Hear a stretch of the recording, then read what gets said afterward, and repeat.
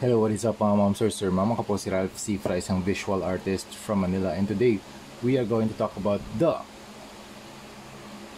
Marvel Legends Beast from the Caliban Wave. So nabili ko to sa Facebook Marketplace, and thank you very much to the seller kasi kailangan ko to for a project para sa ating client na nakatira sa Mexico. Okay, first yung height niya ay around 7 inches tall. Ito yung comparison niya with McFarlane Toys. 7 inches din si McFarlane. Ayan. And Marvel Legends na Iron Man.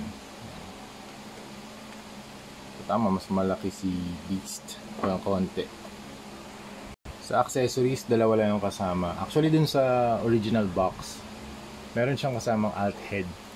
Yung buff ni Caliban.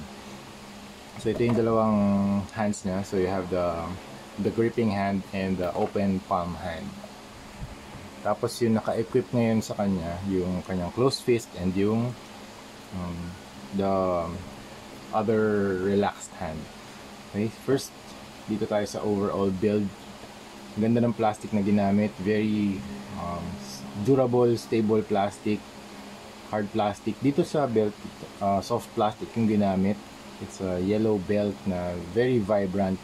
Yung body niya, yung paint, actually wala, konti lang paint application dito. Nag airbrush lang sila ng black or Prussian blue dito sa mga areas na mas hairy na texture. Pero overall yung ginamit nila dito ay colored plastic na color blue. Yung blue niya, meron different shades. So you have the navy blue, Prussian blue, blue, tapos dito parang may halo ng green sa chest. So iba yung shade ng chest, pero hindi naman siya noticeable pag naka-display na. And then you have the face, the expression, angry face expression. Yung buhok niya parang Wolverine style na naka-part sa gitna, tapos naka-wave dito sa upper part din ng ears. And then you have the facial hair, the eyebrows, ang ganda na expression niya. Then you have the teeth, nose, the eyes, super sharp na paint dun sa eyes, white lang, ganda ng contrast. Tapos dito rin sa ngipin, ganda rin ng contrast ng yellow, blue, and red. Dito sa belt you have the X logo, the X-Men logo, and the red na triangles around it. Sa likod naman, yan, hairy back, hairy shoulders, arms, hairy legs, and then you have the shorts, color blue, navy blue. Iba din yung shade ng blue dito kasi dito. Mas dark yung blue dito sa kanyang brief section. And then, yun, proceed na tayo sa articulation. Sa head, up, down, 360. And then dito sa kamay, gustong gusto ko tong butterfly joint na yan. Ang layo, ang layo. Ganda ng mga poses dito. And then you can put it in the front, tapos ab crunch, extend front and back, side to side. May side to side movement.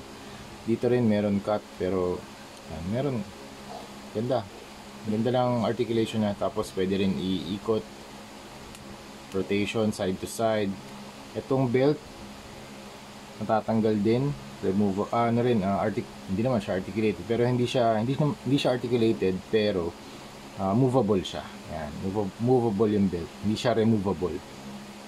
Yan. Tapos dito sa back, yan, rotate din yung arms, 360 rotation sa shoulders, and double jointed na elbow, and then you have the ball joint na kamay, tapos rotation dito sa kanyang kamay, sa fists. Then you have the kick, thigh cut, and then double jointed legs, and then ball joint yung paa, tapos meron din toe articulation. Overall, this is a very nice build from Marvel Legends na company. Super cool. I-customize na natin to, gagawin natin siyang mas comic book style of painting. Yan. Maganda naman yung build talaga, shake test, wala namang umaalog. And nung binuksan ko to, meron lang slight issue dito. Ayan. Itong part na to, parang sa tagal na rin na nakastock, siguro dumikit na yung plastic dun sa loob. Kaya hindi ko rin to ma-rotate. Gumamit pa ako ng hobby knife para i-cut yung part na to. Yun. Yun. Ayan. Ito. Yan. Yan. Tapos dito. Tapos ito pala yung nakadikit na part sa likod. Yan. Naro-rotate na siya. Sabi ko bakit hindi ko ma-rotate itong shoulder niya. Dapat na move kasi butterfly joints eh. So you can have poses like this, or naka-extend yung kamay. Yan. Mas mataas yung range of motion niya kapag nagagalaw tong part na to. So ngayon, maganda na yung articulation niya since parang yung yung original na release, ganun na yung kasi sa tagal na nito, 2018 pa to eh. So medyo matagal na, 2018, 2019, 2020, 1, 2, 3, 4, 6 years na since nung release niya. So yan, at least maganda pa rin yung condition niya, and yun, customize na natin. Okay, so yun, thank you very much for watching and see you sa next video. Bye bye.